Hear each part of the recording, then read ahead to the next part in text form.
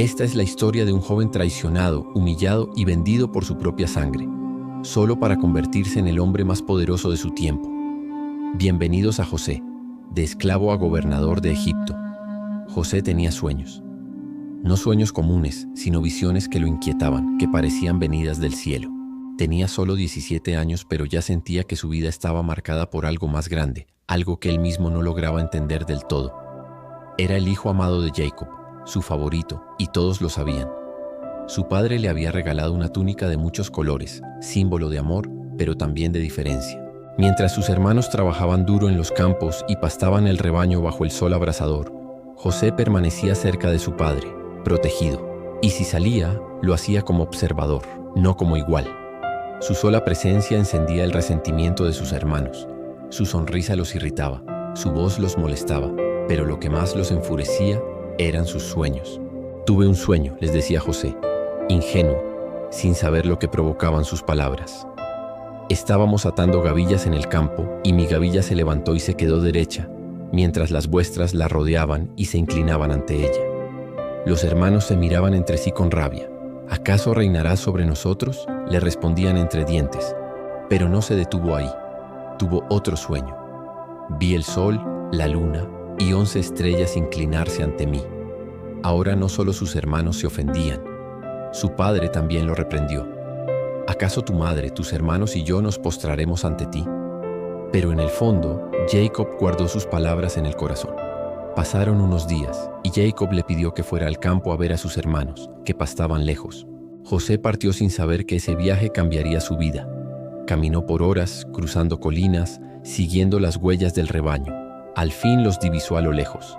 Ellos también lo vieron, y su sangre hirvió. «Ahí viene el soñador», dijo uno con sarcasmo. «Matémoslo y arrojémoslo a una cisterna. Diremos que lo devoró una bestia salvaje. Veremos qué pasa con sus sueños entonces». Rubén el mayor intentó frenar la locura. «No lo matemos, solo echémoslo a la cisterna. No derramen sangre». En realidad planeaba rescatarlo más tarde. Cuando José llegó, sonriente lo rodearon. Lo despojaron de su túnica, esa que tanto odiaban. No hubo palabras, solo violencia. Lo empujaron, lo lanzaron con fuerza a la cisterna vacía. Gritó, pidió ayuda. Nadie respondió. El joven soñador, ahora prisionero de sus propios hermanos, solo, asustado, abandonado. Desde el fondo de aquella cisterna, José miraba el cielo como único testigo. Las paredes eran altas, polvorientas, y no había agua, solo el eco de su respiración entrecortada. No entendía qué había hecho para merecer ese castigo. Soñar, ser amado por su padre, hablar con sinceridad. Cada segundo allí era una eternidad. Mientras tanto, arriba sus hermanos se sentaron a comer. Como si nada, mientras él suplicaba por misericordia, ellos partían pan. Como si no fuera sangre de su sangre el que lloraba en la oscuridad. Luego, un grupo de mercaderes ismaelitas apareció en el horizonte, camellos cargados de especias, bálsamos y mirra. Iban camino a Egipto. Entonces Judá, uno de los hermanos, tuvo una idea aún más retorcida. ¿Qué ganamos con matarlo? Mejor vendámoslo a estos comerciantes. Después de todo es nuestro hermano, nuestra propia carne. Y los demás aceptaron. Lo sacaron de la cisterna, sucio, débil, confundido. José no entendía nada, pero al ver las cuerdas, las bolsas con monedas, las miradas vacías, supo que algo peor estaba por suceder. 20 piezas de plata. Eso valió su vida. Eso costaba su libertad. Lo entregaron como si fuera un objeto, un estorbo, una molestia menos. Los comerciantes lo ataron y lo subieron a un camello, sin despedidas, sin explicaciones. Solo el polvo del desierto tragándose su voz. Sus hermanos, por su parte, tomaron su túnica de colores, la mancharon con sangre de cabra y se la llevaron a Jacob. ¿Reconoces estos?, le dijeron. El anciano al verla se desmoronó. Una fiera lo ha devorado, murmuró. Rasgó sus vestiduras y lloró como quien pierde su alma. Nadie pudo consolarlo. José, por su parte, era arrastrado lejos de su hogar. El desierto parecía no tener fin. El sol le quemaba el rostro, el corazón le pesaba más que las cadenas. Pero lo que no sabía era que su historia apenas comenzaba, que el dolor era solo el umbral de un destino que cambiaría el curso de una nación entera. Y mientras el viento del desierto lo envolvía, una voz interna, tenue pero firme, le decía: no estás solo. El viaje a Egipto fue una prueba de fuego. El sol del desierto castigaba sin piedad, y cada paso sobre la arena ardiente parecía alejarlo más de la vida que conocía. José, encadenado entre extraños, sentía cómo la esperanza se le escapaba entre los dedos. Cada mirada de los mercaderes era indiferente. Cada palabra era un golpe seco que le recordaba su nueva condición: propiedad. Días después llegaron a las puertas de Egipto. Torres imponentes, columnas talladas con figuras de dioses y reyes, y un río majestuoso que parecía alimentar toda la tierra. Para José era otro mundo, uno donde no era hijo de Jacob, ni soñador, ni hermano. Solo era un esclavo entre tantos. En el mercado de esclavos fue exhibido como un objeto más. Manos lo revisaban como si fuera una herramienta. Los dientes, los músculos, las piernas. Un hombre entre la multitud lo observó con atención. Era Potifar, capitán de la guardia del faraón, hombre de poder e influencia. Vio algo distinto en José, algo que no podía explicar, y lo compró. Fue llevado a una mansión enorme, decorada con mármol y oro, donde el lujo contrastaba con su dolor. Los días se volvieron rutina: limpiar, servir, obedecer. Pero José no se rindió. Hacía todo con excelencia. Su actitud lo diferenciaba. Había en él una dignidad que ni la esclavitud podía apagar. Potifar pronto lo notó. Le dio más responsabilidades. Y José cumplía. Cada tarea, cada decisión traía prosperidad. La casa del capitán florecía bajo sus manos. Así, con el tiempo, Potifar lo puso al frente de todo su hogar. Desde el almacén hasta los criados, José lo administraba todo. Pero donde hay luz, la sombra siempre acecha. La esposa de Potifar comenzó a fijarse en él. Primero con miradas largas, luego con palabras suaves. José intentaba evitarla, mantenerse ocupado, no cruzar miradas. Pero ella era persistente. Día tras día lo seducía, lo presionaba, lo provocaba. Y un día, el destino volvió a tensar su arco. Ese día la casa estaba en silencio. Los criados habían salido, las puertas estaban cerradas y el ambiente se sentía extraño, pesado. José, como siempre, realizaba sus tareas con disciplina, sin sospechar que el momento que cambiaría su vida nuevamente estaba a punto de estallar. La esposa de Potifar lo interceptó en uno de los pasillos. Sus ojos ardían de deseo y frustración. Esta vez no hubo rodeos. Se acercó a él, tomó su brazo y con voz baja pero firme le dijo: «Acuéstate conmigo». José retrocedió de inmediato con el corazón golpeando en su pecho. «Mi señor confía en mí», respondió. «Ha puesto todo lo que tiene bajo mi cuidado. No hay nadie en esta casa con más autoridad que yo, excepto usted. ¿Cómo podría hacer algo tan perverso y pecar contra Dios?». Pero ella no escuchaba razones. No le importaba la lealtad, ni la honra, ni la conciencia. Lo deseaba y en su deseo había decidido no aceptar un no por respuesta. Intentó retenerlo por la ropa, pero él se zafó, corrió, huyó, dejando su manto en sus manos. Humillada, herida en su orgullo, convirtió el rechazo en venganza. Gritó. Los sirvientes acudieron al instante. Sosteniendo el manto de José como prueba, mintió con el rostro bañado en lágrimas. «El hebreo que trajo mi esposo intentó abusar de mí». Pero grité, y huyó, dejando su ropa. Cuando Potifar llegó, furioso, no escuchó explicaciones. No pidió detalles. Solo vio el manto, la mirada de su esposa, y la rabia lo cegó. José fue arrestado sin juicio, sin derecho a defenderse. Lo arrastraron como un criminal y lo lanzaron a la prisión real, donde iban los enemigos del Estado. Oscuridad de nuevo. Otra celda. Otro pozo, como aquel del desierto. Pero ahora rodeado de piedras frías, barro y hombres que habían perdido toda esperanza. Sin embargo, aún allí, Dios no lo abandonó.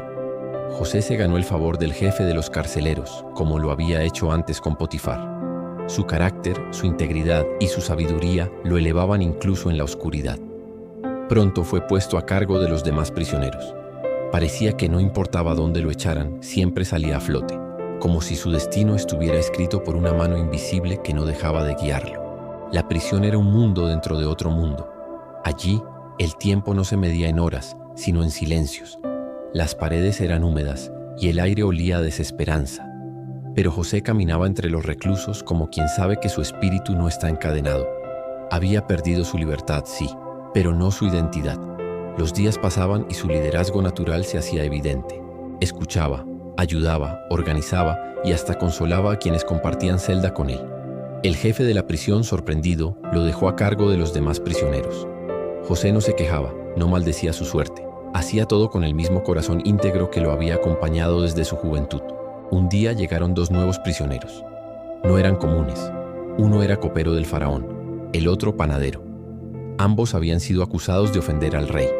Nadie sabía cómo ni por qué, pero allí estaban, caídos de su trono de privilegio, compartiendo ahora el suelo duro de la prisión. José los observaba con atención. Eran diferentes.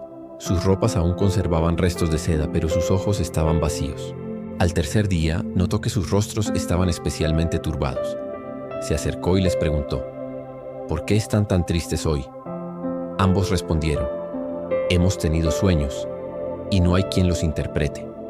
Entonces José dijo con calma: ¿acaso no pertenecen a Dios las interpretaciones? Cuéntenme sus sueños. El copero habló primero. Soñé que frente a mí había una vid. En ella 3 ramas brotaban, florecían y producían racimos de uvas. Yo tenía la copa del faraón en mi mano, exprimí las uvas y la entregué a su mano. José cerró los ojos por un instante. Luego dijo: las 3 ramas son 3 días. En 3 días el faraón te devolverá a tu puesto y tú pondrás la copa en su mano como antes. Pero cuando eso suceda, acuérdate de mí. Menciona mi nombre al faraón. Hazme justicia. Fui llevado de mi tierra injustamente, y aquí tampoco he hecho nada para estar en esta prisión. El panadero, al ver que la interpretación había sido buena, se apresuró a contar el suyo. El panadero se adelantó, ansioso por escuchar también una palabra de esperanza. En mi sueño, comenzó con voz temblorosa, tenía 3 canastas de pan sobre mi cabeza. En la canasta más alta había manjares para el faraón, horneados con delicadeza. Pero aves venían y se comían el pan de la canasta sobre mi cabeza. José lo miró en silencio por unos segundos. Respiró hondo. Esta vez no había buenas noticias que dar. Las 3 canastas son 3 días, dijo con voz serena pero firme. En 3 días el faraón levantará tu cabeza, pero no para perdonarte. Serás colgado en un madero y las aves devorarán tu carne. El panadero palideció. El silencio se volvió denso. No hubo consuelo, no hubo palabras dulces, solo una verdad dura, pero clara. Y tal como José lo había dicho, 3 días después, en el cumpleaños del faraón, ambos hombres fueron sacados de prisión. El copero fue restaurado a su puesto. El panadero ejecutado sin contemplación. Exactamente como los sueños lo habían anticipado. Pero el copero, en su alegría por volver al palacio, olvidó completamente la promesa que le había hecho a José. No habló de él, no mencionó su nombre, no pidió justicia. Y así, los días se convirtieron en semanas. Las semanas en meses, los meses en años. José permaneció en prisión, silencioso, paciente, herido, pero no quebrado. Parecía que el olvido era su única compañía. Nadie hablaba de él, nadie preguntaba por él. El mundo seguía girando mientras él seguía en esa celda esperando. Una salida, un milagro, un simple gesto de compasión, pero no era tiempo perdido, era parte del plan. Porque Dios no se olvida de los olvidados. Y cuando el tiempo estuvo maduro y los engranajes del destino comenzaron a girar, todo cambió, una vez más. 2 años enteros habían pasado desde aquel día en que el copero salió de la prisión. 2 años de silencio, de espera. José ya no contaba los días. Había aprendido a vivir un momento a la vez, sin promesas, sin ilusiones. Su fe no estaba puesta en los hombres, sino en algo más alto, más profundo, más firme. Pero entonces, una noche, el palacio se sacudió, no por un temblor, sino por algo más extraño. El faraón había tenido un sueño, no uno cualquiera, uno que lo había despertado sobresaltado, con el corazón acelerado y el rostro empapado en sudor. Soñó que del Nilo salían 7 vacas hermosas, gordas, llenas de vida, que pastaban entre los juncos. Pero detrás de ellas surgían otras 7 vacas, feas, flacas, casi esqueléticas. Y éstas devoraban a las primeras, pero seguían igual de raquíticas. Despertó inquieto. Trató de volver a dormir. Y entonces otro sueño. 7 espigas llenas y hermosas crecían de un solo tallo. Luego, otras 7 espigas, secas y quemadas por el viento del desierto, brotaban y devoraban a las buenas. El faraón despertó aterrado. Mandó llamar a todos los sabios de Egipto, a sus magos, a sus intérpretes. pero ninguno podía darle sentido a sus sueños. Sus palabras eran vacías, vagas, llenas de adornos, pero sin verdad. Fue entonces, en medio del caos del palacio, cuando el copero recordó. Como un relámpago, la imagen de José volvió a su mente. Su Majestad, dijo con urgencia, cuando estuve en prisión tuve un sueño, y un joven hebreo lo interpretó. Y todo sucedió tal como dijo. Él aún está en la cárcel. El faraón mandó traer a José de inmediato. Fue sacado a toda prisa. Lo afeitaron, le cambiaron las ropas de prisionero por vestiduras limpias. En cuestión de minutos, el esclavo olvidado se encontró de pie ante el hombre más poderoso del mundo. El faraón lo miró fijamente. He oído que tú puedes interpretar sueños. José lo miró con respeto y respondió con humildad. No soy yo. Es Dios quien da la respuesta apropiada al faraón. Un silencio reverente llenó el salón, y el destino se preparaba para abrir la puerta que cambiaría la historia de una nación. El gran salón del trono se llenó de un silencio expectante. Toda la corte estaba presente. Sacerdotes, escribas, guardias y altos funcionarios. Pero todos observaban al mismo hombre. Un joven hebreo, delgado, vestido con ropas limpias pero sin ornamentos, de mirada serena y voz tranquila. José. El faraón, sentado en su trono de oro macizo, comenzó a relatar sus sueños con detalle. Hablaba con ansiedad, buscando en las palabras un sentido que no alcanzaba a comprender. En mi primer sueño, dijo, yo estaba de pie junto al Nilo. 7 vacas gordas y hermosas salieron del río. Luego, detrás de ellas, surgieron otras 7 vacas, flacas, con aspecto enfermizo. Y las flacas devoraron a las gordas, pero no se notaba en ellas ningún cambio. Seguían igual de huesudas. Entonces desperté. Volví a dormir y soñé otra vez. Vi 7 espigas llenas, hermosas, creciendo en un solo tallo. Pero después brotaron otras 7 espigas, secas, marchitas por el viento del oriente, y éstas devoraron a las primeras. Nadie puede explicármelo. Todos mis sabios han fallado. José guardó silencio unos segundos. Cerró los ojos. Su rostro reflejaba paz, no temor. Y entonces habló. Ambos sueños son uno solo. Dios le ha mostrado al faraón lo que está por suceder. Las 7 vacas gordas y las 7 espigas buenas representan 7 años de gran abundancia en toda la tierra de Egipto. Pero después vendrán 7 años de hambre, tan severos que nadie recordará la abundancia. Las vacas flacas y las espigas marchitas son símbolo de esa devastación. El sueño se repitió porque el asunto ha sido decidido por Dios, y Él lo ejecutará pronto. El silencio se hizo más denso. Nadie osaba respirar. José alzó la mirada y continuó. Ahora que el faraón busque a un hombre sabio y entendido y lo ponga al frente del país. Durante los 7 años de abundancia, que guarde una quinta parte de la cosecha en almacenes bajo su control. Así, habrá provisiones para los años de escasez, y Egipto no será destruido por el hambre. El faraón se inclinó hacia adelante. Sus ojos se entrecerraron. Estaba escuchando no solo palabras. Estaba viendo un plan, un futuro, una salvación. Y todo venía de aquel joven que había sido esclavo y prisionero. La atmósfera en la sala del trono era distinta ahora. Todos los presentes, antes incrédulos y distraídos, no podían apartar la vista de José. El faraón se recostó en su trono, pensativo. Ninguno de sus consejeros, adivinos ni sabios, había logrado interpretar lo que este joven acababa de explicar con claridad, autoridad y visión. Entonces el faraón se levantó. ¿Podríamos acaso encontrar a otro hombre como este, en quien habite el Espíritu de Dios? Preguntó en voz alta, dirigiéndose a todos los presentes. Nadie respondió. Nadie se atrevió. El silencio fue una afirmación. Volvió a mirar a José y declaró: puesto que Dios te ha revelado todo esto, no hay nadie tan sabio ni entendido como tú. Tú estarás a cargo de mi palacio, y todo mi pueblo obedecerá tus órdenes. Solo yo, que estoy sentado en el trono, tendré más autoridad que tú. Las palabras cayeron como un trueno. José, el hebreo, el esclavo, el olvidado, era ahora el segundo en poder en todo Egipto. El faraón tomó su anillo de sello y lo colocó en la mano de José. Le vistió con ropas de lino fino y colgó una cadena de oro en su cuello. Ordenó que lo llevaran en un carro real por las calles de Egipto, y los heraldos gritaban delante de él: «¡Doblen la rodilla!». José tenía 30 años.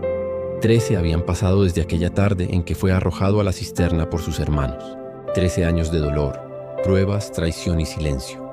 Y ahora estaba al mando de una nación entera. El faraón le dio un nuevo nombre, Safenat Panea, el que revela misterios, y también le entregó por esposa a Asenat, hija de un sacerdote de On. Pero José no se embriagó de poder, recordaba quién era, de dónde venía y quién lo había sostenido. Recorrió toda la tierra, organizó depósitos, nombró administradores y durante los 7 años de abundancia almacenó trigo como jamás se había hecho. La cosecha era tanta que dejaron de contar los sacos como si fueran arena del mar. Y cuando todo parecía bajo control, llegó el primer día del primer año de hambre. El primer año de escasez no fue tan cruel como se temía. El pueblo de Egipto, gracias al plan de José, tenía reservas suficientes para sobrevivir sin grandes sobresaltos. Pero fuera de las fronteras del imperio, la historia era distinta. El hambre comenzó a golpear con fuerza las tierras vecinas, arrasando campos, marchitando cultivos, secando pozos y dejando a las familias en la miseria. En Canaán, muy lejos de los tronos dorados y los carros reales, la familia de Jacob también sintió el peso de la sequía. Los animales morían, los campos yacían vacíos y los graneros estaban huecos. La esperanza se consumía día tras día. Jacob, ya anciano, reunió a sus hijos. «He oído que hay grano en Egipto», les dijo. «Vayan allá y compren alimento para que vivamos. No nos quedemos mirando cómo se nos muere la vida». Y así, los 10 hermanos de José, todos menos Benjamín el menor, a quien Jacob no quiso exponer al peligro, emprendieron el largo camino hacia Egipto. No sabían que los pasos que ahora daban los llevaban directo hacia el pasado que habían querido olvidar. Ni imaginaban que los ojos que pronto los mirarían serían los mismos que un día suplicaron desde una cisterna. José, como gobernador de toda la tierra, era quien supervisaba la distribución del grano. Vestido con ropa egipcia, adornado con joyas y portando la autoridad de un imperio, estaba irreconocible para sus hermanos. Pero cuando ellos llegaron y se postraron ante él, José los reconoció al instante. Su corazón se estremeció. Años de dolor, traición, silencio y lágrimas contenidas golpearon su pecho en ese momento, pero no mostró su identidad. No aún. «¿De dónde vienen?», preguntó con voz dura y en lengua egipcia, a través de un intérprete. «De la tierra de Canaán», respondieron con humildad. «Venimos a comprar alimento». José los miró detenidamente. «Ustedes son espías», acusó. «Han venido a observar las debilidades de Egipto». Ellos se estremecieron. «No, mi señor. Somos hermanos, hijos de un mismo hombre. Éramos 12, uno ya no está, y el menor quedó con nuestro padre». José los escuchaba. Cada palabra era un eco del pasado. «Uno ya no está», pensaban que él estaba muerto. No sabían que lo tenían frente a ellos, con el poder de aplastarlos o de perdonarlos. José los miraba con ojos ocultos tras el maquillaje egipcio, pero por dentro su alma era un torbellino. Allí estaban los mismos hombres que lo habían vendido por 20 monedas. Frente a él, arrodillados, pidiendo grano para no morir. La escena era el eco de aquel sueño que tuvo siendo adolescente. El sueño que había desatado el odio. El mismo que ahora se cumplía ante sus propios ojos. Pero José no era el joven ingenuo de antes. Era un hombre transformado por el dolor y la paciencia. Un líder con sabiduría, no sed de venganza. «Si dicen la verdad», les dijo con frialdad, «uno de ustedes quedará preso y los demás regresarán con alimento. Pero deberán traerme a su hermano menor. Así sabré si sus palabras son ciertas». Los hermanos se miraron entre sí, turbados sin saber qué responder. Nunca imaginaron que esa petición los sacudiría hasta el alma. Sabían lo que Jacob había dicho, que Benjamín no podía salir de casa. Era el único hijo que quedaba de Raquel, la mujer que él más había amado. Y después de perder a José, no soportaría otro golpe, pero estaban atrapados. José ordenó encarcelarlos por 3 días. Solo así sabrían lo que era el encierro, el miedo, la incertidumbre. Y también para que él pudiera contener las emociones que amenazaban con desbordarlo. Al tercer día los sacó de la celda. «Haré lo siguiente», dijo. «Uno de ustedes quedará preso aquí. Los demás podrán regresar con grano para sus familias. Pero si no traen a su hermano menor cuando regresen, serán considerados espías». Ellos aceptaron con el corazón encogido. Eligieron que Simeón permaneciera como rehén. Los demás, con sacos cargados de grano, emprendieron el camino de regreso. Pero José les dio una sorpresa silenciosa. Ordenó que el dinero que habían pagado fuera devuelto, escondido dentro de sus costales. No quería robarles. No buscaba su dinero. Solo deseaba ver si aún quedaba en ellos algo de conciencia, algo de culpa. Y mientras los hermanos se alejaban, José se quedó solo mirando el horizonte, con lágrimas silenciosas cayendo por su rostro egipcio. El viaje de regreso a Canaán fue tenso, silencioso. Cada paso que daban alejándose de Egipto traía consigo un peso mayor: la angustia de su padre, la pérdida de Simeón y la carga invisible de una culpa antigua, nunca resuelta. Pero nada los preparó para lo que encontraron al abrir sus costales. Al llegar a una posada, uno de los hermanos, al dar de comer a su burro, vio brillar algo entre el grano. Era su bolsa de plata, el mismo dinero con el que habían comprado alimento. Se miraron unos a otros con pánico, revisaron los demás sacos, y todos tenían el dinero intacto. No lo entendían, no lo pidieron, no sabían si era un gesto de generosidad o una trampa. Cuando llegaron ante Jacob le contaron todo, cada palabra: el encuentro con aquel misterioso gobernador egipcio, las acusaciones, la prisión, la condición para liberar a Simeón, llevar a Benjamín. Jacob se derrumbó. «Me han privado de mis hijos», dijo con voz quebrada. «José ya no está, Simeón ya no está. ¿Y ahora quieren llevarse a Benjamín? No. Si algo le sucede, moriré de tristeza». Los hermanos callaron. Nadie se atrevía a insistir. El tiempo pasaba, pero el grano se agotaba. El hambre volvía a presionar las entrañas de la familia.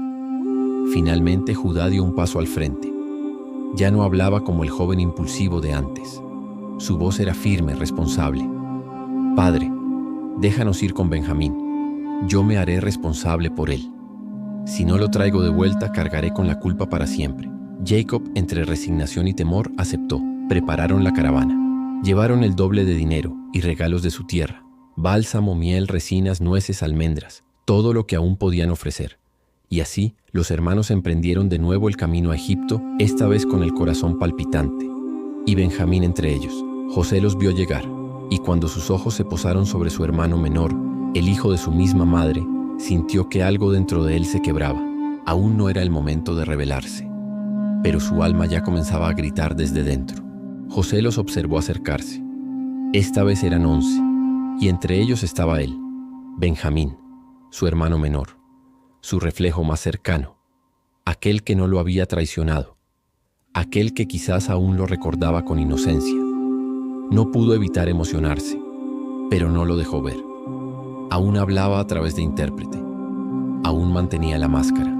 Ordenó que los llevaran a su casa. Los hermanos se asustaron. Pensaron que era una emboscada por el dinero devuelto. «Es una trampa», murmuraban. «Nos harán esclavos, nos quitarán a nuestros animales». Se acercaron temerosos al mayordomo de José. Le explicaron lo del dinero hallado en sus costales, jurando que no lo habían robado. Pero el mayordomo respondió algo inesperado: «Paz a vosotros, no temáis. Vuestro Dios y el Dios de vuestro padre os dio ese tesoro en vuestros costales. Yo recibí su dinero». Entonces les devolvió a Simeón sano y salvo, y los llevó dentro. José, al llegar, los saludó con cortesía. Les preguntó por su padre. «¿Vive aún vuestro anciano padre, aquel de quien hablasteis? ¿Está bien?» «Sí, vive, está bien», respondieron. Cuando José vio a Benjamín, no pudo contenerse. «¿Es este vuestro hermano menor de quien me hablaron?» Y acercándose le dijo: «Dios tenga misericordia de ti, hijo mío». Pero en cuanto pronunció esas palabras, se dio media vuelta y salió apresurado. Las lágrimas brotaron sin permiso. Entró en su habitación y lloró con fuerza. Habían pasado tantos años, tantas noches deseando ver ese rostro, y ahora lo tenía frente a él, sin poder abrazarlo como hermano. Se lavó el rostro, se recompuso y volvió al salón. Mandó servir comida. Los sentó por orden de nacimiento, algo que sorprendió a los hermanos. Se miraban entre sí con asombro. ¿Cómo lo sabía? Les sirvieron delicias del palacio, pero a Benjamín le dio 5 veces más que a los demás. Comieron, bebieron y por primera vez en mucho tiempo rieron. José los observaba. Su corazón aún cargaba heridas, pero también empezaba a latir con un fuego nuevo. Podía perdonar, podía confiar. Aún faltaba una prueba, y José la preparaba en silencio. Al amanecer del día siguiente, José dio instrucciones secretas a su mayordomo: «Llena los costales de estos hombres con tanto alimento como puedan cargar». Devuélveles nuevamente el dinero a cada uno, pero pon mi copa de plata en el costal del más joven junto con el grano. El sirviente obedeció al pie de la letra. Los hermanos, sin saber nada, partieron aliviados, satisfechos, con el corazón más liviano. Creían que su misión había terminado. Habían recuperado a Simeón, conseguido alimento y logrado conservar a Benjamín. Pero apenas habían recorrido unos pocos kilómetros cuando fueron interceptados por soldados egipcios. «Deténganse», gritaron, «porque han devuelto mal por bien. Han robado la copa del gobernador, la que él usa para adivinar». Los hermanos se quedaron paralizados. Miraron unos a otros incrédulos. «Eso es imposible», exclamaron. «Jamás haríamos tal cosa. Si encuentran esa copa con alguno de nosotros, que muera, y los demás seremos esclavos». Las alforjas fueron revisadas una por una, empezando por el mayor y terminando con el menor. Todo parecía en orden, hasta que llegaron al costal de Benjamín. Allí estaba, brillando entre el grano, la copa de plata. Un silencio mortal cayó sobre todos. El aire se volvió espeso. Nadie hablaba, nadie respiraba. Rasgaron sus vestidos en señal de dolor, cargaron los burros y regresaron cabizbajos al palacio. José los esperaba. Su rostro era impenetrable. «¿Qué han hecho?», preguntó con voz dura. «¿No sabían que un hombre como yo puede adivinar?». Judá dio un paso al frente. Ya no era el joven que había sugerido vender a José. Era otro, más sabio, más quebrantado. Con la voz entrecortada dijo: «¿Qué podemos decir? ¿Cómo justificarnos? Dios ha descubierto nuestra culpa. Somos tus esclavos, todos nosotros, no solo el que tenía la copa». Pero José respondió: «No, solo el que la tenía será mi siervo. Los demás son libres para irse en paz a casa». Una prueba, una última herida, un escenario que recordaba el pasado. ¿Abandonarían a su hermano menor como lo habían hecho con él? El salón estaba en silencio, solo roto por la respiración agitada de los hermanos. El peso de las palabras de José los había desarmado. «Solo Benjamín será mi siervo. El resto puede irse en paz».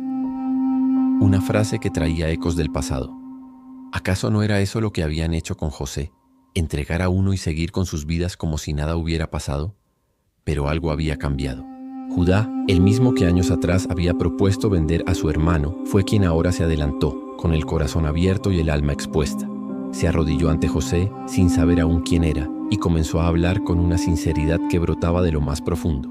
«Señor mío, permíteme hablar. Mi padre es anciano, tiene un hijo de su vejez, el único que le queda de su esposa amada.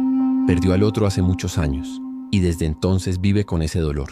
Benjamín es todo lo que le queda. Si no regresa con nosotros, nuestro padre morirá de tristeza». Judá hizo una pausa. Su voz temblaba. «Yo le juré que lo protegería. Le dije que si no lo traía de vuelta, cargaría con la culpa para siempre. Así que te lo ruego, déjalo ir. Tómame a mí en su lugar. Hazme tu siervo, pero deja que él regrese a casa». José lo miraba fijamente. Sus palabras, su asais, su actitud, su sacrificio, todo era real. No eran los mismos hombres que lo habían traicionado. Algo en ellos se había transformado. Su corazón no aguantó más. Se levantó. Hizo una señal rápida a sus sirvientes. «Salgan todos de aquí». Nadie entendía. Nadie se atrevió a preguntar. En segundos José quedó solo con sus hermanos. Y entonces lloró. Lloró con fuerza, con el llanto contenido de años. El llanto de un niño que fue traicionado. El llanto de un hombre que había sido moldeado por el fuego. Su voz se quebró entre sollozos, mientras decía las palabras que cambiarían todo. «Yo soy José. ¿Vive aún mi padre?». Sus hermanos quedaron paralizados. Sus rostros palidecieron. No podían hablar. No podían moverse. Era como si el tiempo se hubiese detenido. El hermano perdido estaba vivo y tenía el poder en sus manos. El silencio era absoluto. Ningún corazón se atrevía a latir. Los hermanos de José lo miraban como si vieran un fantasma. Aquel a quien habían vendido como esclavo estaba vivo. No solo vivo, sino poderoso. Segundo después del faraón, gobernador de toda la tierra de Egipto. Las palabras seguían flotando en el aire. «Yo soy José». Pero sus mentes no lograban procesarlas. Era imposible. ¿Cómo podía ser? José los miraba, con los ojos bañados en lágrimas, pero con un corazón libre por primera vez en años. «Acercaos a mí, por favor», les dijo con ternura. Ellos temblando se acercaron. «Yo soy José, vuestro hermano, el que vendisteis a Egipto. Pero no se entristezcan ni se enojen con ustedes mismos por haberme vendido, porque Dios me envió delante de ustedes para preservar vida». Sus palabras no eran de ira, no eran de venganza, eran de propósito. Hace ya 2 años que el hambre azota la tierra, y aún faltan 5, pero Dios me ha enviado antes que a ustedes, para salvarles la vida con gran liberación. Los hermanos apenas podían sostenerse en pie. La culpa los envolvía como un manto pesado, pero José no los acusaba, los perdonaba. «No fueron ustedes los que me enviaron acá, fue Dios. Él me ha puesto por padre del faraón, señor de toda su casa y gobernador de todo Egipto». El momento era demasiado grande para palabras. José se acercó a Benjamín, lo abrazó con fuerza. Lloraron juntos. Luego fue uno por uno, abrazando a cada hermano sin resentimiento, solo amor. El mismo amor que había sobrevivido a la traición, al abandono y al olvido. La reconciliación había comenzado. Después, José dio órdenes precisas. «Regresen a casa. Díganle a mi padre que su hijo José vive y que gobierna en Egipto. Traigan a toda la familia. Los protegeré del hambre. Les daré la mejor tierra. Les daré casa. Les daré vida». Los hermanos salieron con sus carros llenos, no solo de alimentos, sino de esperanza. Y Jacob estaba a punto de recibir la noticia más impactante de su vida.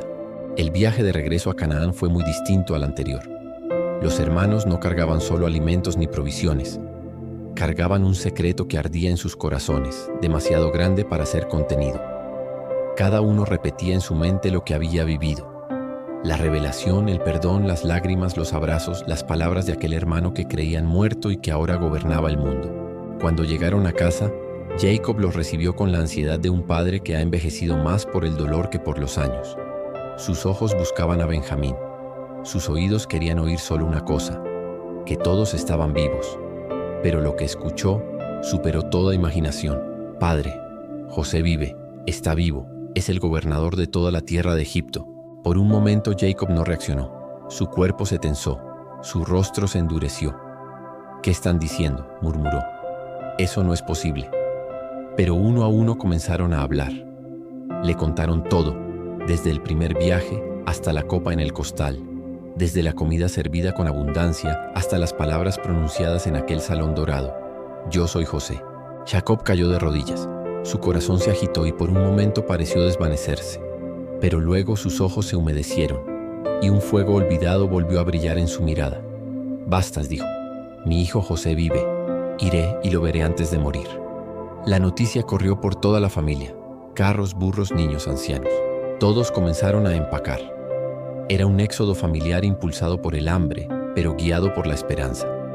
70 personas emprendieron el viaje hacia Egipto, cruzando desiertos, montañas y recuerdos. Antes de partir, Jacob se detuvo en Berseba y ofreció sacrificios al Dios de su padre Isaac. Esa noche Dios le habló en sueños. «Jacob, Jacob», dijo la voz. «Aquí estoy», respondió él. «No temas descender a Egipto, porque allí haré de ti una gran nación. Yo descenderé contigo y también te haré volver, y José cerrará tus ojos». Jacob se despertó con el corazón en paz. Ahora sabía que no solo vería a su hijo, sino que estaba caminando hacia el cumplimiento de un propósito divino. La caravana avanzaba lentamente, cargada de provisiones, animales, niños, recuerdos, y una esperanza que parecía demasiado grande para ser real. 70 personas, descendientes de Jacob, cruzaban el desierto camino a Egipto. Era más que un viaje de supervivencia. Era una travesía hacia la redención. José, mientras tanto, no podía contener la impaciencia. Desde el día en que sus hermanos partieron con la noticia, su corazón había entrado en una cuenta regresiva. Día tras día esperaba noticias. Noche tras noche se preguntaba, ¿cuándo llegará? ¿Cómo será su rostro ahora? ¿Me reconocerá? Y entonces llegó el momento. Un mensajero entró a toda prisa en su residencia. «Tu padre ya viene», anunció. «Está cerca». José no esperó más. Ordenó preparar su carro real y partió sin demora hacia Gosén, donde su familia acampaba. Los caballos galopaban con fuerza, levantando polvo y esperanza. Cada latido de su corazón se mezclaba con el sonido de las ruedas. Su padre, Su padre estaba vivo. Finalmente lo vio. Un anciano de rostro marcado por los años, pero con los ojos encendidos como cuando lo abrazó por última vez. José saltó del carro, corrió hacia él y lo abrazó con fuerza. Lloró sobre su cuello largo rato. No había palabras, solo lágrimas. Jacob, con voz débil pero firme, dijo: «Ahora puedo morir, porque he visto tu rostro, y tú aún vives». Fue un momento que detuvo el tiempo. Padre e hijo, separados por años de dolor, volvieron a encontrarse no como un niño y su progenitor, sino como dos sobrevivientes del destino. José llevó a su familia a establecerse en la tierra de Gosén, una región fértil, ideal para pastores. Dio instrucciones a sus hermanos: «Cuando el faraón los llame, díganle que son pastores desde la niñez. Así podrán quedarse en Gosén sin interferir con las costumbres egipcias». Días después presentó a 5 de sus hermanos ante el faraón, y el rey, impresionado por su humildad, les concedió quedarse en esa tierra fértil. Luego presentó a su padre. Jacob, anciano, débil, pero lleno de sabiduría, fue recibido con respeto. «¿Cuántos son los años de tu vida?», le preguntó el faraón. «Los días de los años de mi peregrinación son 130», respondió Jacob. «Pocos y malos han sido, y no alcanzaron los años de mis padres». Luego Jacob bendijo al faraón, un simple pastor, bendiciendo al rey del imperio más poderoso de la tierra. La familia de Jacob se instaló en la región de Gosén, una tierra fértil al noreste de Egipto. Allí, por primera vez en años, conocieron la estabilidad. Tenían pastos para sus rebaños, alimento en abundancia y, lo más importante, estaban juntos. José se encargó de todo, supervisó su bienestar, envió provisiones desde su propio palacio y se aseguró de que nada les faltara. Pero fuera de Gosén, el hambre seguía apretando con fuerza. La sequía arrasaba las cosechas. El pueblo egipcio comenzaba a desesperar. El pueblo acudía al faraón, clamando por comida, y él respondía siempre lo mismo: «Vayan a José, hagan lo que él les diga». Entonces José comenzó a distribuir el grano almacenado durante los 7 años de abundancia. Al principio, la gente pagaba con dinero. Pero cuando el dinero se agotó, comenzaron a entregar su ganado a cambio de alimento. Luego, sus tierras. Finalmente, ellos mismos se ofrecieron como siervos del faraón. Fue una operación colosal. José reorganizó todo Egipto. Distribuyó al pueblo por ciudades, estableció un sistema de propiedad bajo el control del faraón y dejó a los sacerdotes sus tierras, respetando sus privilegios religiosos. A cambio, estableció un impuesto del 20% de toda cosecha futura para el rey. Pero con su familia, José actuó con otra medida. A ellos los protegió con ternura, les dio lo mejor, les ofreció dignidad, no servidumbre. Nunca olvidó de dónde venía ni quién era. Pasaron los años. Jacob, ya muy anciano, supo que su hora se acercaba. Llamó a José y con voz temblorosa le hizo jurar que no lo sepultaría en Egipto, sino en la tierra de sus padres, en Canaán. José, con lágrimas en los ojos, juró hacerlo. Y antes de morir, Jacob pidió ver a los 2 hijos de José, Manasés y Efraín. Al verlos, se incorporó sobre su lecho y los bendijo, pero hizo algo inesperado. Cruzó sus manos. Puso la mano derecha sobre el menor, Efraín, y la izquierda sobre el mayor. José intentó corregirlo. «Padre, no es así.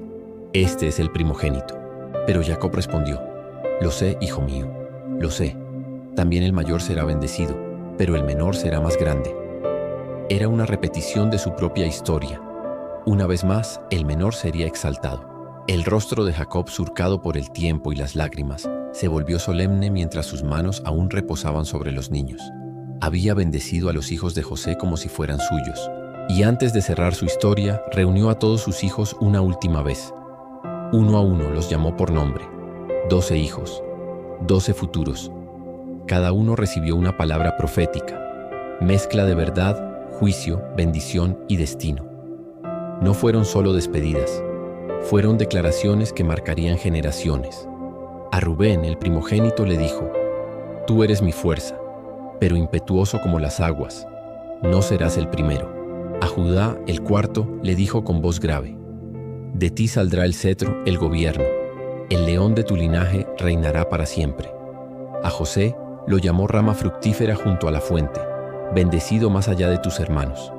Después de bendecirlos a todos, Jacob recogió sus pies sobre el lecho, exhaló suavemente y murió. José se inclinó sobre su padre, lloró sobre él y lo besó. Luego ordenó que lo embalsamaran según la costumbre egipcia. Todo Egipto lloró por Jacob durante 70 días, como si se tratara de un gran noble. Cuando el duelo terminó, José pidió permiso al faraón para llevar el cuerpo de su padre a Canaán, como había prometido. El faraón no solo lo autorizó, sino que envió una gran comitiva con él. Carros, oficiales, hombres de confianza. Era una procesión majestuosa, jamás vista para un extranjero. Llegaron a la cueva de Macpela, donde estaban enterrados Abraham, Sara, Isaac, Rebeca y Lea. Allí, José sepultó a su padre. Y en ese lugar sagrado, mientras la tierra caía sobre el sepulcro, algo en su interior también se cerró. Pero a su regreso a Egipto, el temor volvió a los corazones de sus hermanos.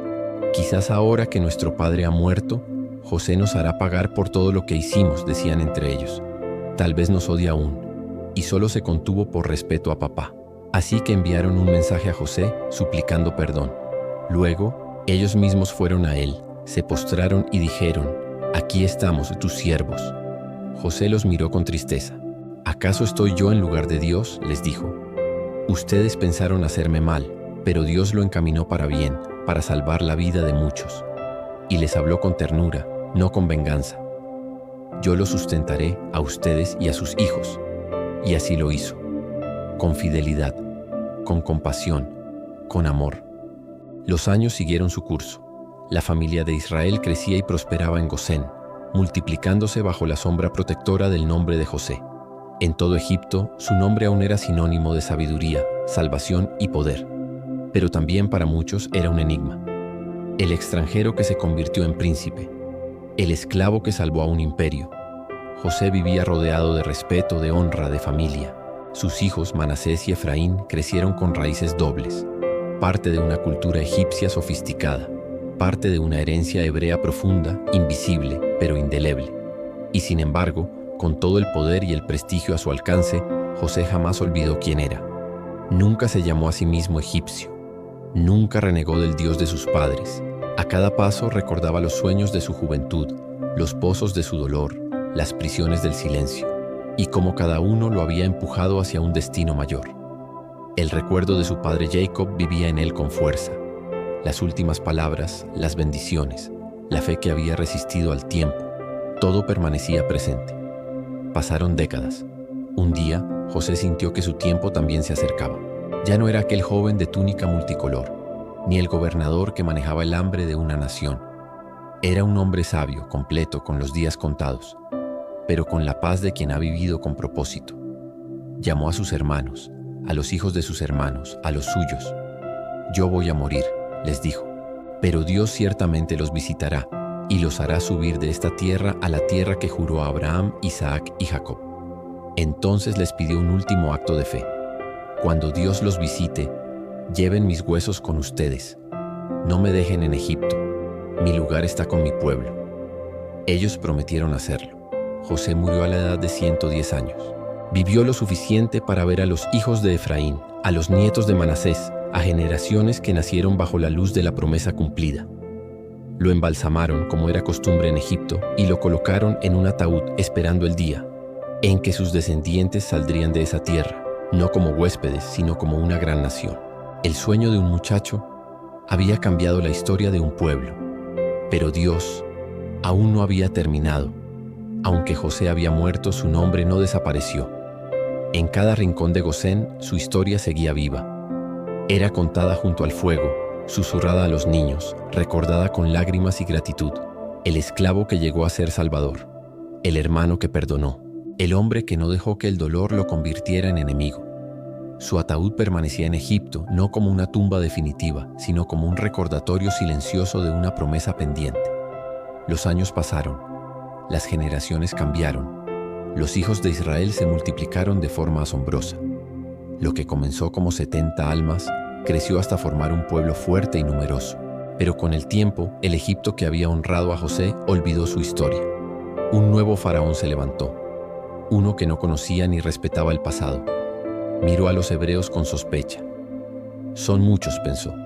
«Son fuertes. Si no los controlamos, podrían aliarse con nuestros enemigos». Y así comenzó la opresión. Los hebreos, descendientes de los que José salvó del hambre, fueron convertidos en esclavos. Sus cuerpos fueron doblegados. sus manos obligadas a levantar ciudades enteras, Pitón y Ramsés. Cada ladrillo, cada piedra, cada pared, era fruto de su sudor y su llanto. Pero cuanto más los oprimían, más se multiplicaban.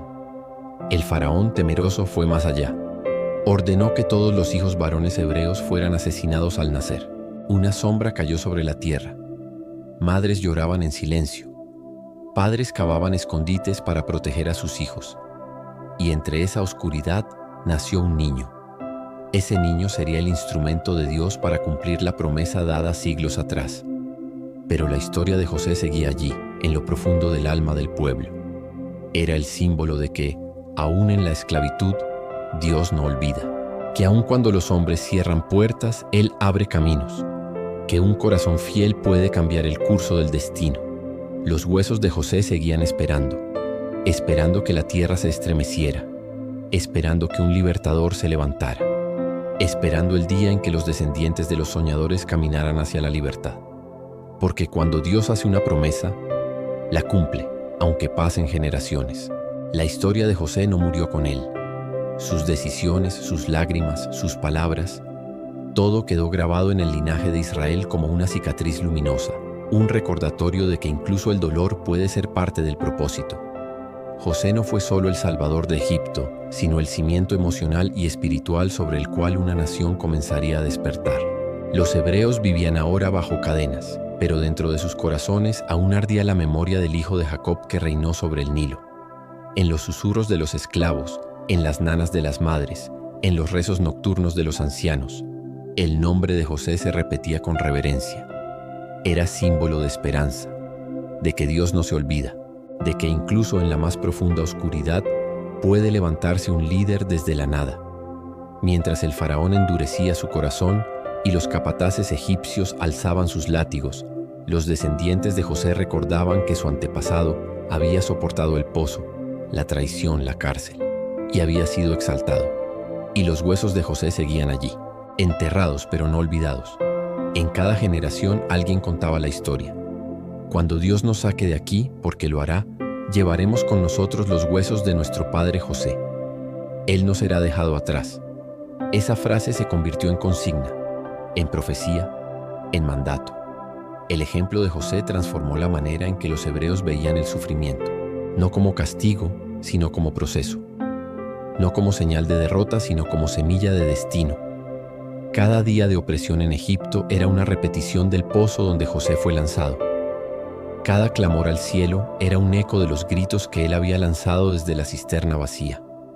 Pero así como él fue sacado y exaltado, también lo serían ellos. José había vivido para preservar vidas. Y ahora sus descendientes vivían con la certeza de que la promesa de Dios era más fuerte que cualquier cadena. Y aunque el enemigo pensara que la historia de los hebreos se escribiría con látigo y barro, Dios estaba preparando un nuevo capítulo, uno que haría temblar a reyes, uno que cumpliría lo que José había creído. La figura de José se convirtió en la raíz invisible que sostenía la identidad de los hebreos en Egipto. Aunque el tiempo había enterrado su rostro en la memoria colectiva, su legado vivía en cada esperanza que se negaba a morir. Aquel que había sido vendido por sus hermanos, levantado por el faraón y reconciliado con su familia, seguía inspirando a un pueblo sin libertad, pero no sin propósito. Sabían que su historia no podía terminar en esclavitud. José no había salvado Egipto solo para que sus descendientes murieran como esclavos en la misma tierra. En secreto, los sabios de Israel guardaban los relatos, enseñaban a los niños a no olvidar. Les hablaban de túnicas manchadas de sangre, de cisternas vacías, de prisiones que se abrían, y también de perdón. Porque si José había perdonado a sus hermanos, ellos también debían aprender a perdonar sin olvidar. Mientras el yugo egipcio se endurecía, algo se gestaba en el corazón del pueblo. Un clamor subía cada noche desde Gosén. No era solo el grito del dolor, era el eco del pacto. Y aunque José ya no caminaba entre ellos, su tumba era un testigo constante, una señal profética de que ese no era su destino final. Sus huesos seguían allí, en silencio, como si dijeran: esto no es el fin, solo estamos esperando. Y entonces un niño fue salvado de las aguas. Un bebé hebreo escondido en una cesta, adoptado por la hija del faraón, criado en palacio pero con la sangre de los esclavos corriendo por sus venas. Ese niño crecería. ese niño oiría el clamor de su pueblo. Ese niño, llamado Moisés, se convertiría en la respuesta viva a la promesa que José había sostenido hasta su último aliento. Porque cuando el tiempo de Dios se cumple, ni el olvido, ni la opresión, ni los reyes pueden detenerlo. El legado de José no terminó en su muerte. Fue semilla, semilla de fe, de resistencia, de liderazgo y de libertad. Aquel que fue vendido como esclavo sin saberlo, había encendido la llama que encendería la liberación de toda una nación. El nombre de José se convirtió en más que un recuerdo. Era una brújula espiritual, una declaración silenciosa de que, aunque el camino esté marcado por el sufrimiento, el destino está en manos de un Dios que no olvida. Sus huesos descansaban en Egipto, pero su legado caminaba en la sangre de los hijos de Israel. Y ese legado se encontraba, sin saberlo, en el alma de Moisés. Aunque creció en el palacio, rodeado de comodidades, Moisés sentía un fuego extraño dentro de sí. Veía el sufrimiento de los hebreos y no podía ignorarlo. No entendía por qué, pero cada golpe de látigo contra sus hermanos le dolía más que cualquier otra cosa. No sabía aún que el mismo Dios que levantó a José estaba ahora mirando su corazón. Un día Moisés vio a un egipcio maltratando brutalmente a un esclavo hebreo. Algo se rompió dentro de él. Intervino y terminó matando al agresor. El acto impulsivo lo obligó a huir.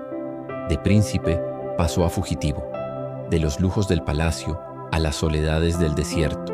40 años vagó en Madián pastoreando ovejas, lejos de la ciudad, lejos del poder, lejos de todo lo que había conocido, pero no lejos de Dios. Y un día, mientras cuidaba el rebaño, una zarza ardiente apareció ante él, sin consumirse. Una voz habló desde el fuego.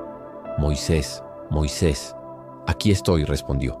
«No te acerques, quita el calzado de tus pies, porque el lugar donde estás es tierra santa. Yo soy el Dios de tu padre, el Dios de Abraham, de Isaac y de Jacob». Moisés cayó al suelo temblando, pero la voz no terminó ahí. «He visto la aflicción de mi pueblo en Egipto, he oído su clamor, conozco sus angustias, y he descendido para liberarlos». El corazón de Moisés se estremeció. Dios no estaba en silencio, no había olvidado. Y luego las palabras que cambiarían la historia. «Ahora ve, porque yo te envío al faraón. Tú sacarás de Egipto a mi pueblo». Moisés, como José en su tiempo, sería arrancado de su zona de confort. Dejaría la seguridad del anonimato para caminar en la incertidumbre de un llamado. Y como José, descubriría que no estaba solo. Moisés temblaba ante el mandato divino. «¿Quién soy yo para enfrentar al faraón?», preguntó con temor. Pero la voz desde la zarza no hablaba de la capacidad de Moisés, sino de la fidelidad de Dios. «Yo estaré contigo», fue la promesa. El mismo Dios que había estado con José en la cisterna, en la casa de Potifar, en la prisión y en el palacio, ahora caminaba con Moisés hacia una misión aún mayor: liberar a todo un pueblo. Con su vara en la mano y la palabra divina en el corazón, Moisés volvió a Egipto, ya no como príncipe ni como fugitivo, sino como profeta. Cuando enfrentó al faraón, el eco de generaciones de esclavitud se concentró en una sola frase: «Deja ir a mi pueblo». El faraón se rió, endureció su corazón, multiplicó el trabajo de los hebreos, pero lo que no sabía es que estaba repitiendo la misma arrogancia de quienes un día arrojaron a José a un pozo pensando que el sueño se había terminado. Dios respondió con poder. Plaga tras plaga azotó Egipto. Aguas convertidas en sangre, ranas, piojos, pestes, oscuridad. Cada juicio era una advertencia, un mensaje claro. Israel no estaba solo, pero aún así el faraón se negaba, hasta que llegó la noche decisiva. La muerte pasaría por Egipto, y solo se salvarían los hogares marcados con la sangre de un cordero. Mientras los egipcios lloraban la pérdida de sus primogénitos, en Gosén se preparaban para partir. La salida fue repentina, milagrosa. Un mar se abrió, un ejército fue tragado por sus aguas, y en medio de todo, una caja, un ataúd, los huesos de José. Moisés no los había olvidado. Antes de partir había cumplido la promesa ancestral. Había dicho: «Dios ciertamente los visitará, y ustedes se llevarán mis huesos con ustedes». Y así fue. José, que había llegado a Egipto como esclavo, ahora salía con su pueblo, como símbolo viviente de que Dios cumple lo que promete. El pueblo de Israel caminaba libre por el desierto, dejando atrás siglos de opresión. Cada paso era un suspiro de alivio, una declaración de victoria. y en medio de esa multitud, envuelto con respeto y cuidado, iba el ataúd de José. No era solo un féretro, era un testimonio viviente. Cada mirada hacia aquella caja era un recordatorio de que el sufrimiento no había sido en vano, que Dios no olvida, que incluso un muchacho vendido por sus hermanos podía cambiar el destino de millones. José no había visto la tierra prometida con sus ojos, pero la llevaba en el corazón. Había creído, más allá de su generación, que Dios cumpliría lo que había prometido a Abraham. Había hablado con certeza: Dios los visitará. No dijo tal vez, ni si tenemos suerte. Dijo ciertamente. Esa fe había atravesado siglos, y ahora, sobre hombros agradecidos, sus huesos se movían al ritmo de la redención. Cada vez que los israelitas se detenían a descansar, colocaban su ataúd en el centro del campamento, no como símbolo de muerte, sino de propósito, de continuidad, de esperanza. Era como si José aún caminara con ellos recordándoles: lo que Dios empezó, lo terminará. Los niños preguntaban: ¿quién era ese hombre? Y los padres respondían: era un soñador. Lo vendieron, lo humillaron, lo encerraron, pero nunca dejó de creer. El ejemplo de José inspiraba a una nueva generación que solo conocía el desierto. En sus corazones, él era más que una historia antigua. Era prueba viviente de que incluso en la oscuridad uno puede ser luz. Y aunque José no escribió leyes como Moisés, ni guió batallas como Josué, dejó algo más poderoso: una vida que predicaba con su obediencia, su integridad y su fe inquebrantable. Sus restos se movían con el pueblo no como una carga, sino como una promesa con forma. Porque José nunca perteneció a Egipto. Su lugar estaba donde estaba el pacto. Y la promesa aún no había llegado a su final. Los días se convertían en semanas y las semanas en años. El pueblo caminaba por el desierto, aprendiendo a confiar, a obedecer, a vivir bajo la guía de una nube de día y una columna de fuego por la noche.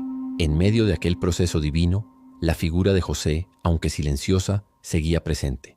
Ningún profeta lo mencionaba en voz alta, pero todos sabían que él estaba allí, no en cuerpo vivo, pero sí en legado. El ataúd que llevaban en cada etapa del viaje no era solo una caja, era una brújula espiritual. Recordaba a todos que un día hubo un joven que eligió no rendirse, que prefirió la fidelidad al poder, la integridad a la venganza, la paciencia a la desesperación. José se había enfrentado a todo lo que quebranta al hombre: la traición, el abandono, la injusticia. Y aún así, no se corrompió. Su vida era la evidencia de que se puede pasar por el fuego y salir transformado. En cada crisis del desierto, los ancianos recordaban su historia. Cuando faltaba el agua, hablaban del pozo seco donde lo arrojaron. Cuando escaseaba el alimento, contaban cómo él, en tierra extranjera, había sido el instrumento para alimentar multitudes. Cuando el pueblo dudaba del propósito, repetían las palabras que José dijo a sus hermanos: Dios lo encaminó a bien. Ese mensaje era más que pasado, era futuro, porque si Dios lo hizo una vez, podría hacerlo otra vez. Y no solo con José, sino con cualquiera que creyera como él. Mientras los años pasaban, generaciones nacían sin haber pisado Egipto.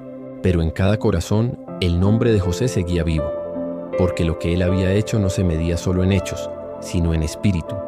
Él no fue el libertador de Israel, pero fue el guardián del plan. No dividió el mar, pero abrió el camino. No condujo multitudes, pero sostuvo una nación entera desde el silencio de su integridad. Y su viaje aún no había terminado. El pueblo de Israel, tras vagar durante 40 años por el desierto, llegó finalmente a las puertas de la tierra prometida. Canaán se extendía delante de ellos como un horizonte largamente soñado, una tierra que fluía leche y miel, tal como Dios lo había dicho a Abraham, y que José jamás había pisado con sus propios pies. Pero sus huesos sí, porque aunque su cuerpo había sido sepultado en Egipto, su fe siempre habitó en Canaán. Fue Josué, el sucesor de Moisés, quien lideró al pueblo en la conquista. Josué también había oído desde niño la historia de José. Sabía de la túnica, del pozo, de la prisión, del perdón.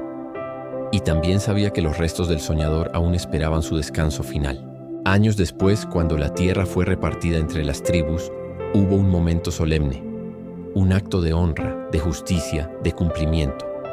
Y sepultaron los huesos de José, que los hijos de Israel habían traído de Egipto, en Siquem, en el campo que Jacob compró.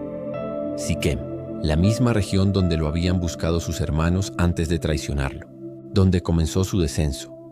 El lugar donde los celos lo empujaron al abismo, ahora se convertía en su morada eterna. No fue enterrado como esclavo, ni como un extranjero olvidado. Fue sepultado como padre de una nación, como soñador que creyó, como símbolo de redención. Su tumba no era solo tierra y piedra, era altar, era testimonio, era la evidencia final de que los sueños dados por Dios sobreviven al tiempo, al dolor, a la muerte, y encuentran su cumplimiento cuando uno es fiel. Los niños crecieron jugando cerca de su sepulcro. Los ancianos se sentaban a contar su historia. Cada generación recordaba que antes de reyes, profetas o batallas, hubo un joven que eligió honrar a Dios, aun cuando todo parecía en su contra, y que por esa decisión, Dios lo usó para sostener el linaje de la promesa. Años después de la conquista, mientras Israel se establecía en la tierra prometida, la historia de José permanecía intacta en la memoria colectiva. Aunque ya no caminaban bajo la sombra de Egipto, su espíritu aún los guiaba, porque José no fue simplemente un líder del pasado, fue el modelo de un corazón fiel en medio del quebranto. Siquem, el lugar de su tumba, se convirtió en sitio de peregrinación. Era común ver familias enteras acercarse al lugar donde descansaban sus huesos, no para rendirle culto, sino para recordar. Recordar que Dios transforma traición en propósito. Recordar que no importa cuán profunda sea la cisterna, ni cuán larga sea la espera, si uno permanece firme, la historia no termina en el dolor. José había perdonado, había reinado, había salvado naciones, pero su mayor legado no fue el poder que tuvo, sino la actitud que mantuvo. Nunca se volvió esclavo de su amargura, nunca permitió que el odio tomara el lugar de la fe, y nunca dejó de creer que lo que el hombre usa para hacer daño, Dios puede usar para bien.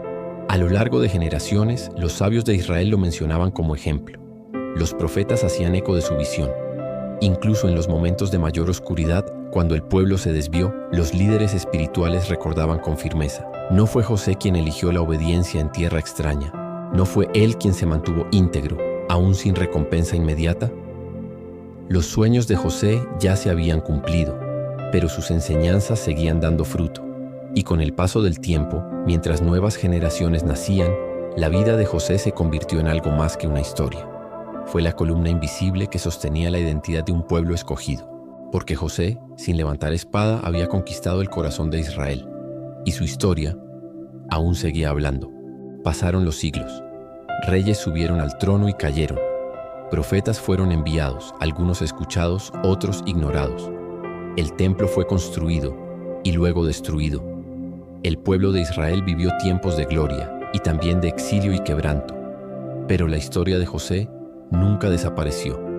A pesar de las guerras, las divisiones, las invasiones extranjeras, José seguía siendo un faro, un ejemplo de carácter inquebrantable. Su vida, tan humana y al mismo tiempo tan guiada por lo divino, tocaba cada rincón del alma de Israel. Cuando los jóvenes dudaban de su propósito, los ancianos les contaban sobre aquel joven de 17 años que soñaba con estrellas inclinándose ante él. Cuando las madres temían por el futuro de sus hijos, recordaban que una vez un niño fue arrancado de su hogar y se convirtió en salvador de una nación. Y cuando los líderes enfrentaban decisiones difíciles, algunos miraban a José como modelo de sabiduría, de paciencia, de fe práctica. En la sinagoga, en la escuela, en las plazas, José vivía en las palabras, en las lecciones, en los corazones. Porque su historia tenía algo universal. Todos hemos sido traicionados. Todos hemos conocido el dolor de la espera. Todos hemos sentido que estamos en un pozo sin salida. Y por eso, José no solo era un personaje del pasado, era espejo, guía, inspiración. Él había sido despojado pero no destruido. Había sido olvidado pero no abandonado. Había perdido todo, menos su fe. Y fue esa fe la que transformó cada golpe en escalón, cada herida en testimonio, cada lágrima en semilla de vida. Mientras el mundo cambiaba, la esencia de su historia seguía viva. Que Dios usa lo improbable, levanta lo quebrado y cumple sus promesas en el tiempo perfecto. José era prueba de que no importa cómo empieza tu historia, lo que define todo es cómo termina. El eco de la vida de José cruzó el tiempo y no se detuvo en Israel. Su historia traspasó culturas, generaciones y lenguas. Desde los desiertos de Medio Oriente hasta los rincones más lejanos del mundo, su nombre se convirtió en sinónimo de perdón, visión y carácter. En muchas culturas, José fue admirado no solo como un líder sabio, sino como un hombre íntegro en medio de la injusticia. Su historia fue contada una y otra vez por generaciones que encontraron en él una esperanza viva, que lo que hoy duele, mañana puede dar fruto, que lo que hoy se pierde, mañana puede ser restaurado. Hombres y mujeres de distintas épocas vieron en José un patrón sagrado: la resistencia silenciosa, la fe sin recompensa inmediata, el servicio sin reconocimiento. Porque él no gobernó para vengarse, gobernó para servir. No usó su poder para aplastar a quienes lo hirieron, sino para bendecirlos. Y eso lo cambió todo. A lo largo de los siglos, artistas, poetas y pensadores han intentado capturar su esencia. Pero más allá del arte o la palabra, la fuerza de José ha vivido en cada persona que elige seguir su ejemplo. Cada vez que alguien elige el perdón sobre el rencor, José vuelve a vivir. Cada vez que alguien se mantiene firme en la oscuridad confiando en un propósito mayor, José vuelve a respirar. Cada vez que una persona rechaza la tentación fácil por la fidelidad difícil, José se levanta. Él fue mucho más que una figura del pasado. Fue un anuncio profético de lo que es posible cuando el corazón humano se rinde completamente a Dios. No hubo en él señales ni milagros visibles. No abrió mares ni invocó fuego del cielo. Pero su vida entera fue un milagro silencioso. El milagro de no quebrarse. El milagro de esperar. El milagro de transformar el dolor en destino. Y por eso José no fue simplemente recordado. Fue honrado, imitado y vivido. En cada rincón del mundo donde la historia de José ha sido contada, algo se despierta en el alma de quien escucha, porque su relato no es solo de túnicas y faraones, ni de pozos ni palacios. Es el relato de todos los que han sido heridos y aún así eligen no endurecer el corazón. José no fue perfecto, pero fue fiel. No tuvo todas las respuestas, pero sí la convicción de que su vida no era un accidente. No se rebeló cuando fue olvidado. No maldijo cuando fue traicionado. No se volvió arrogante cuando fue exaltado. Y esa coherencia, constante, silenciosa, poderosa, fue lo que lo hizo eterno. Cada decisión que tomó fue una semilla que germinó en generaciones. Su perdón sanó una familia rota. Su sabiduría salvó naciones. Su humildad modeló el liderazgo verdadero, no el que se impone con fuerza, sino el que sirve con corazón. José tuvo todo el poder del mundo y eligió usarlo para proteger, no para destruir. Él es el ejemplo vivo de que el sufrimiento no es el final, sino el inicio del diseño de Dios, y que incluso en el lugar más injusto uno puede seguir siendo justo. Su vida es un mapa para quienes enfrentan oscuridad, para el joven que se siente rechazado por su familia, para el soñador que ha sido ridiculizado, para el justo que es acusado falsamente, para el que ha sido olvidado en el silencio, para el que ha esperado años por una respuesta. José habla a todos ellos, y no con gritos ni apariciones espectaculares, sino con una verdad sencilla. No estás solo. Lo que ahora no entiendes, mañana será revelación. Su voz resuena en las grietas de la historia. Y aún hoy, cuando el mundo corre, cuando tantos olvidan de dónde vienen, la vida de José sigue diciendo: permanece, confía, perdona. Dios no ha terminado contigo. Y esa voz nunca se apaga. A medida que la historia de José se repetía de generación en generación, no solo se preservaba, se multiplicaba, se convertía en espejo y en semilla, en guía y en consuelo. Cada parte de su vida, desde el dolor hasta el triunfo, enseñaba algo que el alma humana necesitaba recordar. Él enseñó que no hay éxito sin proceso, que los sueños no se cumplen sin heridas, que el perdón no es debilidad sino poder, y que la fidelidad en lo poco abre las puertas para gobernar sobre lo mucho. José nunca usó corona, pero caminó como rey. Nunca alzó espada, pero venció gigantes invisibles. Y su victoria más grande no fue llegar al trono, sino no perder su esencia mientras subía. Los hombres más grandes no son los que conquistan territorios, sino los que vencen el rencor, la impaciencia, la desesperanza. José fue eso, y mucho más. La historia pudo haber terminado cuando fue vendido, o cuando fue encarcelado, o cuando fue olvidado. Pero cada fin aparente fue en realidad un inicio disfrazado. Así actúa Dios. Él no escribe como los hombres. Donde otros ven un punto final, Él coloca una coma. Donde parece que todo terminó, empieza lo eterno. José no buscó grandeza, no manipuló, no se impuso, no mintió. Él simplemente permaneció. Y en ese permanecer, Dios lo construyó. A lo largo de los siglos, muchos buscaron fama, poder, reconocimiento. José no buscó nada y recibió todo, porque lo que se edifica sobre el carácter dura. Y lo que nace de la humildad trasciende. Cuando uno camina con propósito, no necesita empujar puertas. Ellas se abren solas. Y José caminó así, no con prisa sino con convicción, no con ambición sino con fe. Y por eso su historia no solo inspira, transforma. Y así la historia de José llegó a su fin, pero no a su silencio, porque los verdaderos héroes no mueren cuando se cierran sus ojos, sino cuando se olvida su ejemplo. Y José jamás fue olvidado. Él no cambió el mundo con espadas, ni con discursos, ni con fuerza militar. Lo cambió con fidelidad, con perdón, con visión, con obediencia y con algo que pocos pueden sostener: constancia. Desde el pozo hasta el palacio, su alma nunca se contaminó. Nunca permitió que la traición lo volviera amargo, ni que el poder lo volviera arrogante. Siguió creyendo, siguió sirviendo, siguió esperando. Y por eso se convirtió en algo más grande que un gobernador. Se convirtió en un monumento de carne y hueso. Una prueba eterna de que el propósito de Dios no se detiene por el rechazo, ni por la injusticia, ni por el olvido. La tumba de José en Siquem no fue el final de su historia. Fue el principio de una nación que aprendió a soñar, a resistir, a perdonar. Su vida sembró en el corazón de Israel el valor de mirar hacia arriba cuando todo alrededor se derrumba, de seguir caminando incluso cuando parece que el sueño está muerto, porque mientras haya fe, hay resurrección, y donde hay obediencia siempre hay destino. José enseñó sin dar clases, predicó sin levantar la voz, transformó sin imponer. Y aún hoy, su legado sigue caminando con cada persona que elige mantenerse firme cuando todo tiembla. Porque todos alguna vez somos arrojados a un pozo. Todos en algún momento somos probados en lo oculto. Pero si somos fieles, también seremos elevados. Y cuando eso suceda como José, podremos mirar atrás y decir con el alma en paz: Dios lo encaminó todo para bien.